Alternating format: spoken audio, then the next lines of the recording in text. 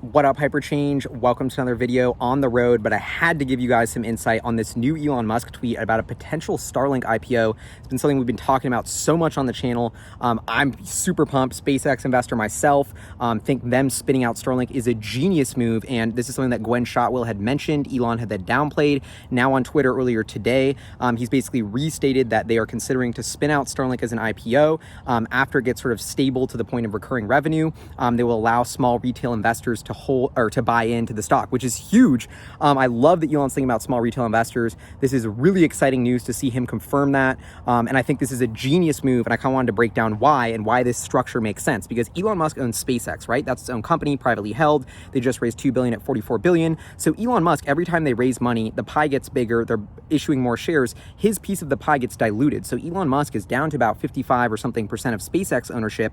And so if he keeps diluting, he's going to go under 50%. That's bad, because then he loses absolute control. We want Elon to have absolute control, because, you know, what happened with Tesla, what happens to these other public companies, the second you don't have this control, you can have somebody who's super short-term thinking get into that position, and you'll lose that long-term focus. And for a company like SpaceX, their entire goal, their entire reason to exist is to take us all to Mars. And so that's not going to happen, and it's not going to be financially, you know, the most lucrative thing in the near term, or that's what Elon Musk is worried that, you know, these VC sort of investor dudes are going to come in and just ruin the company, not, you know, not essentially fulfill that mission of truly colonizing Mars, which is why SpaceX exists. So that's why SpaceX is doing this very intricate dance of not wanting to go public, not wanting to deal with the pressure, the scrutiny. What if a rocket blows up? You know, you need super hand-picked, extremely long-term investors. And so, but now the problem is SpaceX still needs tens of billions. And so you can't keep diluting your core equity, raising billions of dollars, unless you jump the valuation, which is something that I also think they should work on. But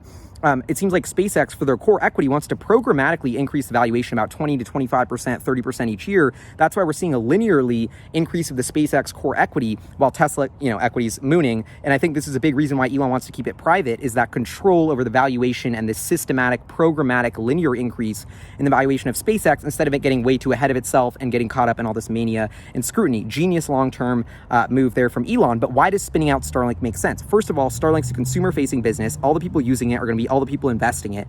You know, SpaceX, their clients are governments. You don't really need free marketing to make that product better. For Starlink, free marketing is huge. They already have tens of thousands, probably hundreds of thousands of people signed up just because Elon's the GOAT and they're related to SpaceX. I mean, they're never going to need to advertise for a day in their life. So Elon can basically spin out this consumer business of just internet, Starlink, and sell, and then they create a separate, so here's SpaceX, here's Starlink, they create this separate company, and they can sell ownership in Starlink and not dilute this core SpaceX equity. They're just diluting their ownership in this other asset, which is Starlink. And so if you think about Starlink, let's say it's a valuation of 10 or 15 billion, I think it could be, and this is where I want to give some insight, because, you know, sure, you want to wait till consistent cash flows for the market to get your story. I think you can, it's all about your communication to the stock market. If you're super long-term, if you say we're not going to make cash flow for 10 years, but that's because we're doing all this and investing, the market will do. I think the market can handle that, frankly. And, you know, the amount of ridiculous IPOs we're seeing with $30 billion valuations that aren't going to make money for decades, I think that's good evidence that the market hasn't, frankly, I think Starlink,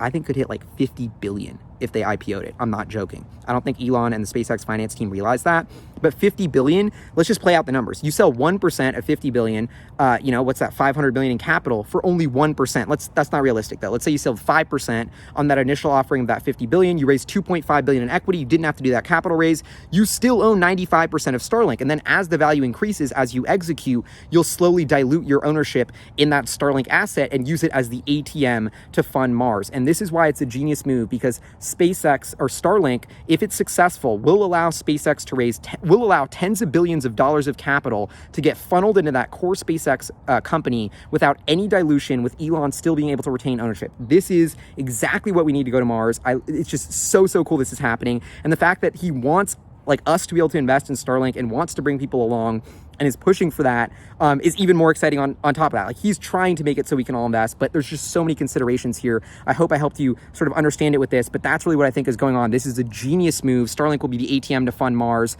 Elon will retain that core SpaceX equity. The chance of us colonizing other planets has frankly never looked more certain, although it's still, you know, way totally up in the air. But as Starlink keeps executing, as the value of that intrinsic Starlink business keeps growing, the amount of money they can extract from it to fund R&D ambitions for Mars keeps going up. that's some good news. Anyway, this is Hyperchange. I'll see y'all soon. Still working on my battery day video, so definitely subscribe for that if you haven't already. Anyway, I hope y'all are having an epic Monday. Peace.